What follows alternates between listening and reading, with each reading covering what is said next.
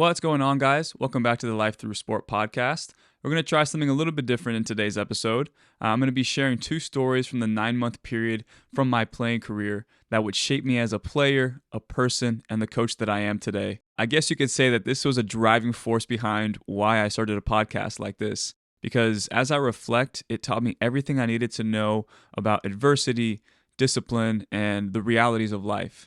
And as I reminisced on these stories, here were a few of the takeaways that I now try to instill and communicate to my goalkeepers today. The first is that your confidence must stem from a proper structure of training habits, nutrition, gym, and mental training. Achieving this takes thankless work, with the awareness that self-doubt is inevitable. But even at your lowest point, this foundation will give you a sense of identity and trust that you've done the work, and that shot to your confidence is merely a minor setback versus a fatal one. The second takeaway is that bad habits have a way of creeping up at the most inopportune times.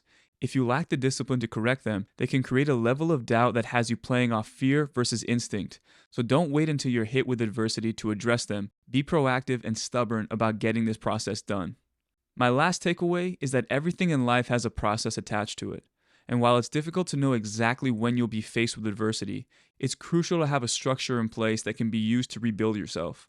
Each process will ask a different level of patience, but as long as that foundation is there, you will have the clarity needed to guide you through it. Now, let's get into the first story where my lack of foundation and trust in my own process would turn into a continued spiral that would cost me my starting job with the LA Galaxy Academy. It was through this time that I felt a sense of isolation and a lack of identity. It was my first real test with adversity and one that would prepare me for the rest of my career. Once again, you're listening to the Life Through Sport podcast. My name is Omar Zeenni. Enjoy the show.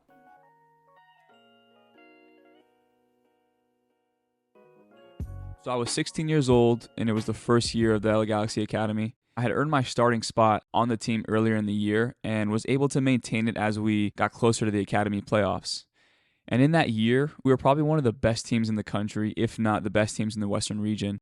So there was a lot of hype on us to go into these playoffs and, do some damage. I was playing extremely well and felt really confident, going into those final weeks of preparation. And on top of that, the coaches let me know that I was going to be traveling with a select group of the best 16s and 18s going to something called the Sum Cup. And what that Sum Cup was a tournament that was made up of all MLS academies. We knew that a lot of college coaches and national team scouts were going to be there. And for us being at that good age for college scouts and national team pools, that was exciting news. But we had to remember that the first thing we needed to take care of was our time in North Carolina. For those of you who are unfamiliar with the academy system here in the States, the way the playoffs work is that you play one preliminary round in one location, which in that time was North Carolina. If you win your group outright, which means, 4 teams in your group, and ideally you'd want to take 9 points out of 9, you move on to the academy finals in a second location, which that year would be Los Angeles.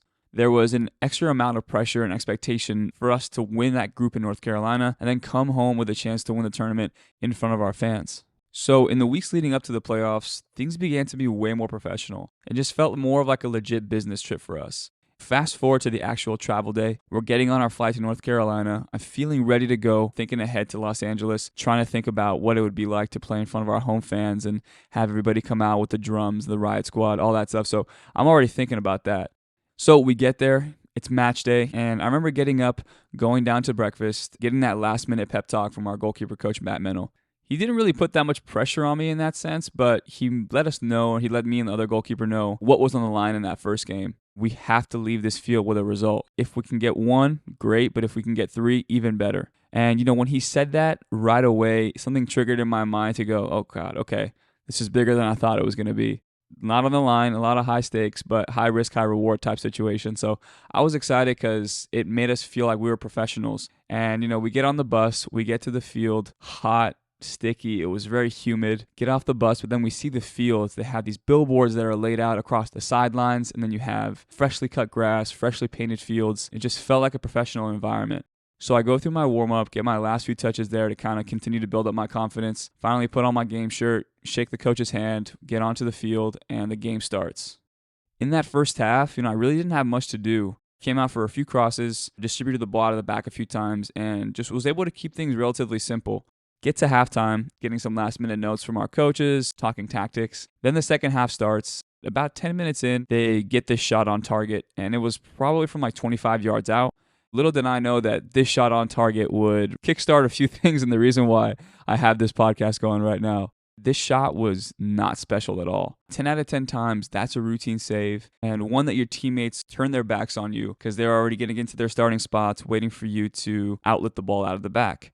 I don't know what happened in this specific scenario, but I dove. Before I knew it, the ball slipped out of my hands, and the ball trickles down to the right side of the 6-yard box. I get up, I step to the forward, he lays it back off, and one of his buddies is coming from the 18, steps in, taps the ball into an empty net. Their team is celebrating. My teammates are looking at me like, dude, what the hell just happened? And I take that lonely walk and pick the ball out of the net. I look up, my teammates look defeated. I can already hear what my goalkeeper coach is going to say to me after the game. My head is down, and I'm kind of at the point now where, hey, all that confidence that I was just talking about and boasting about was gone, like completely gone. And I remember it being just this bizarre feeling.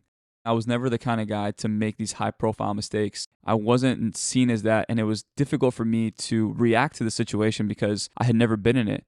On the biggest stage, I just made the most costly error, and I have no way of bouncing back, really. Unfortunately, we concede one a few minutes later. Now we're down 2-0. We score one late, but the game was over after my mistake. And after the game, I remember walking off the field, my teammates really just avoiding me. No one came up to me and said, hey, Omar, it happens. I think they were just all pretty pissed. And again, I'm not naive. I know that that's something that can happen after a mistake like this, and especially in a big game like that. I finally make it past all my teammates and get to my goalkeeper coach. He tells me, hey, that's absolutely unacceptable. There's no excuse for that, Omar. Look, I'm sorry, and hopefully next game I can actually come back and change your opinion to me and change the outcome of the game. And in those conversations that I had with my goalkeeper coach and my head coach, those conversations started to feel more like I was a part of a business, and it was less of a player-to-coach relationship. I mean, they had zero emotion and kept it as real as they possibly could with me. But what really caught me off guard the most was how my teammates treated me. I had one teammate, he's calling his parents, and he's letting them know about the result. He's on speaker, and his parents say, hey, how'd it go? And when they asked him, he just said, well, we would have won, but Omar screwed us over. And I remember this mainly because when he said my name, he went out of his way to raise his voice and make eye contact with me. And that was a gut check, mainly because I'm buddy-buddy with everybody. I'm always the one making jokes. I'm always the personality out there. And all of a sudden, this mistake turned me into somebody that these people didn't even want to hang out with or make eye contact with after the game. So again, that is just, to me, it's just isolation, exclusion, and it made me feel just something different that I've never felt before in my life. So the next day, I wake up, I go to breakfast, and my goalkeeper coach pulls me aside. And this time, he's taking a different tone to me, I think, because everything was able to cool off, and he knew that in this situation, they needed me to be confident and ready to go for that next game. So he says, hey, Omar, what happened yesterday has happened to all of us. Don't worry about it. Keep your head up, and let's win tomorrow. It was kind of like somebody extending a hand and bringing me back into the group. And my teammates at the times, too, really started warming up to me again. And, things got back to normal. So I was really excited that I had that confidence or that mentality of inclusion and just excitement to go to that next game. And so that next game comes, and the conversation within the team was, we need to get these 3 points because that's going to give us at least a fighting chance in that third match. So we get to the field and, again, get through the warm-up. I was excited getting back out there and playing and doing what I love to do without that fog over my head. First half goes by, I make a few really good saves, and we take the lead at halftime. Everyone is in high spirits. After I made 1 or 2 saves, some of my really good friends on the team, they knew where I was mentally, and they started giving me a few high fives, a few little words in my ear letting me know that I look good out there. So slowly I'm just regaining the trust of my teammates and my coaches. So in that halftime talk, they're telling us, you guys, we're up 1-0. We need to have the goals against average up and that goal difference so that if we do find ourselves in that, 2-way or 3-way tie at the end of the tournament, we can actually go through our group and progress. So the first 20 minutes is all us. We should have scored 3 or 4 more goals, and I think had we done that, things would have been a little bit different for me. But we don't, and as we all know how the game goes, sometimes if you don't take your chances and you don't have much action, something bad can happen. They get a shot from about 30 yards out. The guy hits it. It's kind of like one of those shots that Rob Green took against the United States from Dempsey in the 2010 World Cup. It has a little bit of pace, but again, one of those saves that everybody's already moving up the field because they know you're going to take it as a routine front dive. And so he shoots it, I stick my hands down, and I keep my head up, and I'm already thinking about where's the next pass going. Trickles right off my fingertips, and it rolls in. And again, guys, if I could tell you that this moment in time was probably the lowest point of my life, I'd still be understating it. It was probably the lowest point I've ever felt as a player, as a person, because once again, my teammates, my coaches, they've just found new trust in me. From this one mistake, I just eroded all that trust. It's gone. And so those last 15 minutes, they go by, the game ends, and we have 1 point from 2 games. It's essentially because of me and my mistakes. I mean, there's no sugarcoating it. That's just how it was. And we hear the results from the other games and find out while we're still on the field that we're officially eliminated. Started with my teammates. They wanted little to nothing to do with me. My coaching staff, goalkeeper coach, they were past the point of even consoling me, saying anything to me to get my confidence back up, because in their minds, it was kind of like, all right, what's the point? We've done it once, and look what, he rewarded us with. There I was, 16 years old, essentially just ostracized from this group in a sense. The next day, I was told that we're going to give the last game to the backup goalkeeper. In the next 48 hours, I started noticing how every single player on the team started becoming buddy-buddy with the backup goalkeeper. We're making the same jokes that we used to make. Again, there's something that comes with being the number one and that kind of bravado that you take with you. And I remember him even telling me, I just want to say thank you for making those mistakes and, give me a chance to play. Again, that was kind of how far people were willing to go, because I was a target at that time. Like, people would throw stuff at me, like we were at breakfast, they'd throw like a banana or yogurt at me, and they'd be like, all right, guys, be careful, or I might drop it. And so that was my reality now. That was a new chapter in my life. We go to that game. I remember the backup goalkeeper does really, really well. I started seeing how the coaches were treating him. They started really targeting more of the positive talk towards them. And when it came to me, it was, we're going to say, the bare minimum to you. I remember after that, we packed up our stuff from North Carolina, coming home. The one thing that kept me kind of going and that saving grace was this idea that I didn't do well here, but we have the Sum Cup in a few weeks. I think I can get my confidence back there, and that's going to be the other opportunity that I have to gain this trust back of my teammates. But we're on the flight home, and I remember my goalkeeper coach coming down the aisle, and he just says, for the Sum Cup group, things have changed a little bit. We're not going to be bringing you with us. We just don't feel like you're in the physical and mental state to perform well in this. So we're going to take the backup goalkeeper, and we feel like he's going to give us the best chance to win. So, sorry about that. We'll see you in a few weeks. The team is going to be training and doing their own thing, but we'll just see you in a few weeks, okay? There I was on this flight home to North Carolina, 6 hours of having to process all this. We're eliminated from the playoffs. I'm cut from the Sum Cup group and essentially just isolated and cut out from my own team. And that taught me a valuable lesson that nothing in life is guaranteed. Even if someone tells you something, you still have to have consistent performances, show well from week to week for them to make good on their promise. Based on my recent performances, I just flat out wasn't good enough, and I paid the price for that. So as you guys can imagine, those next few months were extremely tough for me. I come back to the team, and from the first session, it's pretty clear who the number one is now. I stopped getting the same reps. I was always with the second group, and the distance between me and my coaches was really tangible. This was the new chapter in my life and in my career. I went from being the starter and that big personality of the group to the number two and essentially an outsider, all because of 2 games and 2 mistakes. And at that very moment, it was kind of a flight or flight. Was I going to cave in and let these mistakes define who I was as a person and as a goalkeeper? Or was I going to fight back and do whatever I could to prove to my coaches and my teammates that those mistakes, those playoffs were just a fluke? I was fortunate enough to have really good people in my corner at the time who had been through similar adversity. They really helped me see things as a glass half full, not half empty. But at the end of the day, that I had to be patient. Patience is absolutely key in a process like this. So in those next 2 months, I first had to face my mistakes. I needed to revisit them and see if they were technical errors, lapses of concentration, or both. And meeting these mistakes head on would give me clarity, and that clarity would help me remove my emotions from the equation.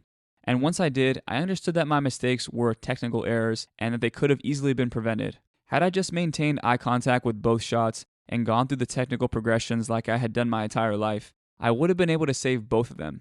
So I took that information, and for the next 2 months, I began to implement it. I got back to the technique and to the mechanics that were crucial to the position and that were crucial for me to start rebuilding my confidence and gain the trust back in myself.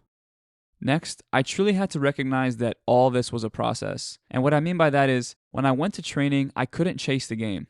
I couldn't regain my confidence or win back their trust after one big save or one good training session. I needed to quietly go about my business and perform on a week-to-week basis. This mindset was huge for me because it allowed me to play without any expectations on myself, but rather just putting my head down, going to work, and trusting that it'll all work out. And lastly, to begin to rebuild my self-image and my self-worth, I had to create a foundation of confidence, a foundation that could withstand situations like the one I found myself in. I tried to embody the saying, don't get too high on the highs or too low on the lows. I needed to make sure that I never became complacent or content with good performances. That complacency could lead to a lapse of attention to details, which could put me back to square one like I was in North Carolina.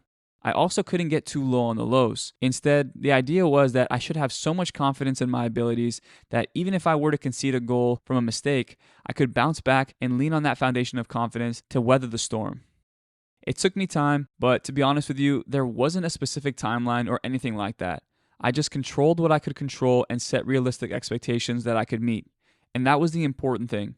Something as simple as executing a simple task on a day-to-day basis really has a way of adding up into something great. If you take anything away from this, remember that bouncing back from any adversity takes both a plan as well as patience.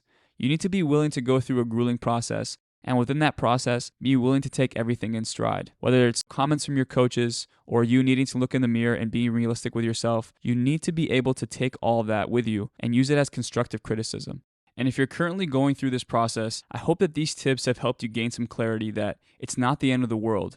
You still have more left in you. And if you're someone that isn't currently going through something like this, check to see where your foundation of confidence currently lies. You want to be proactive versus reactive, because being proactive will put you in the best position possible to be able to bounce back and recover from a mistake, both in-game, post-game, and if you're in a battle to win back your starting job.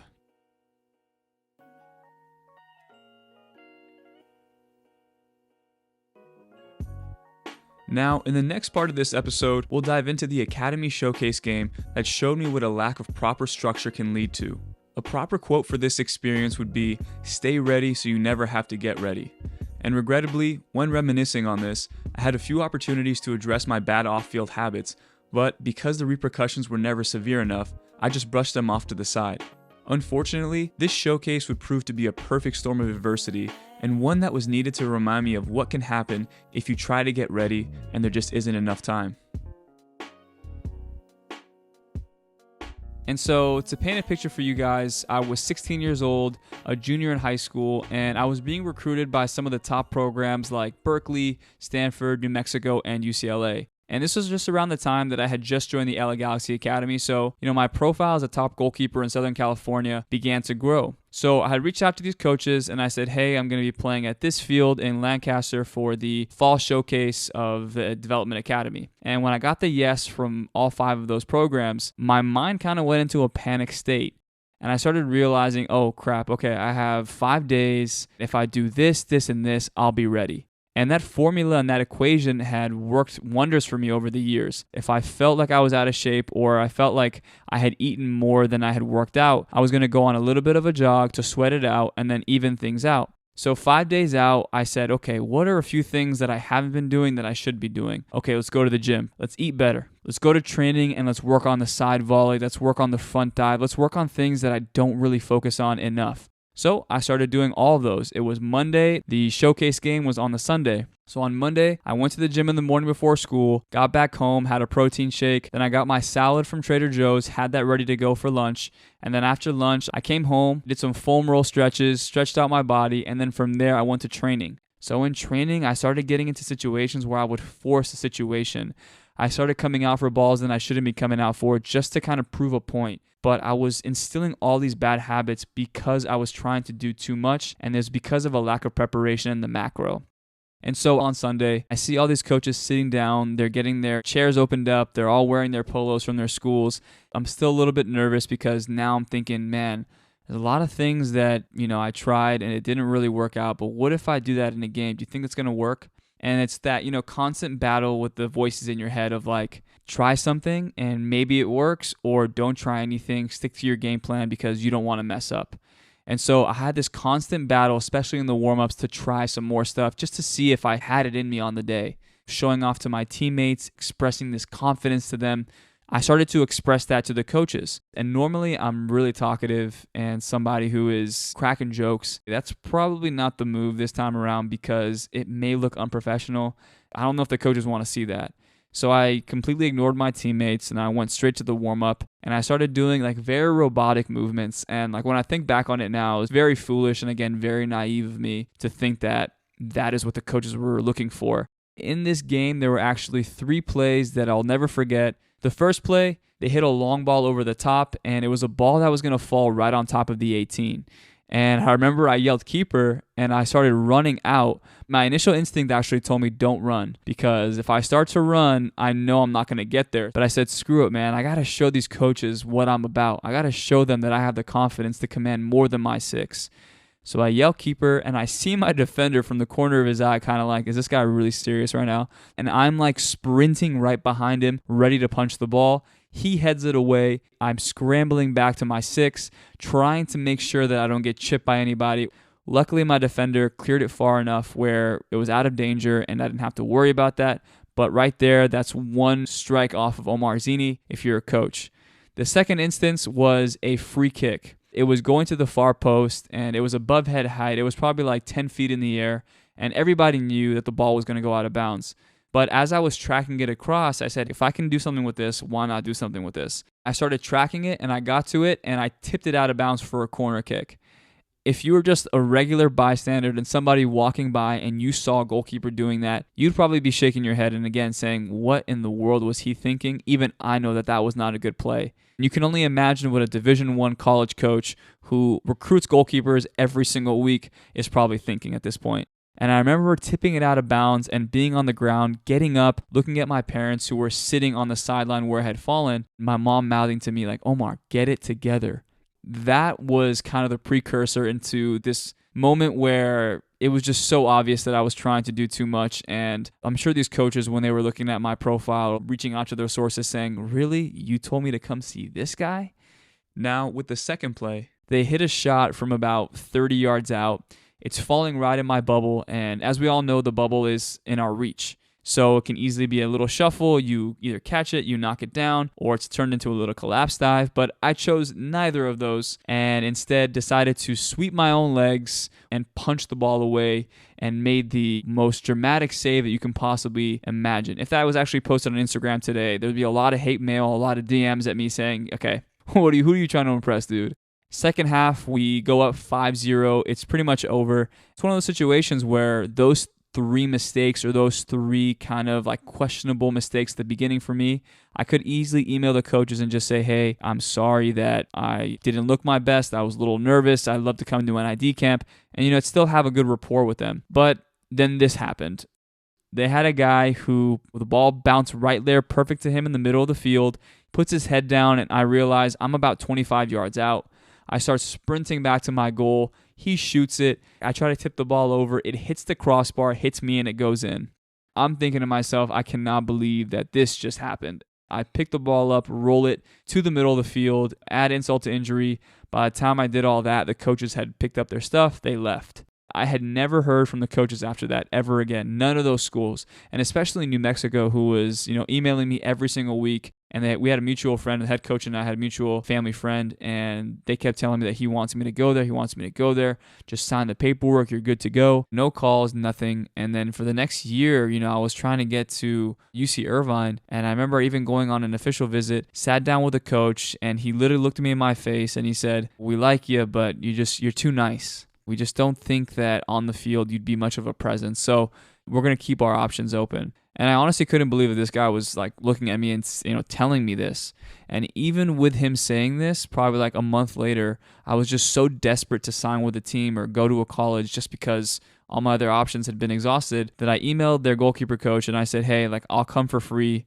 All I need is to be admitted. My grades are fine. Just get me admitted, get me enrolled, and from there I'll come for free and I'll play for free. And they still denied it. They said, no, we're good. We're looking elsewhere. My confidence was so low that I didn't even know what to do after that. I said, okay, well, I guess, community college, we'll see what happens. Luckily for me, one of my best friends, he was supposed to go to Davis, and the coach just wanted him to go to an ID camp. And he said, hey, guys, I actually have a good goalkeeper friend of mine. He's plays for the Galaxy Academy, hasn't signed. I'll bring him with me as well. And I said, yeah, for sure. Go ahead and bring him. So he calls me and he tells me all about his plan, that we're going to go to school together. And I said, dude, I don't really know if I want to go, honestly, man.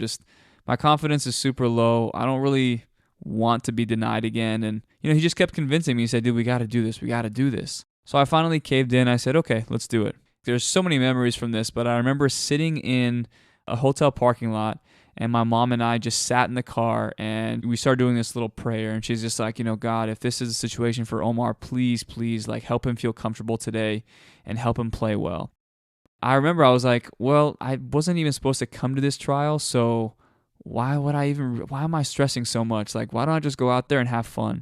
We pull up to the camp, meeting everybody, meeting the head coach, shake the hands of the goalkeeper coach, and then all the goalkeepers get pulled off to the side. And the goalkeeper coach says, all right, guys, I need Omar Zeenni front and center. You're going to be working with me today. So I guess he had heard from my friend who had talked me up, but I was like, okay, this is awesome. Like, I actually get a chance to show myself, not just to the group, but to the goalkeeper coach directly. I go out there, we're doing warm-ups, I'm doing pretty well. And then from there, the coach and I were bonding really well. His name's Jason.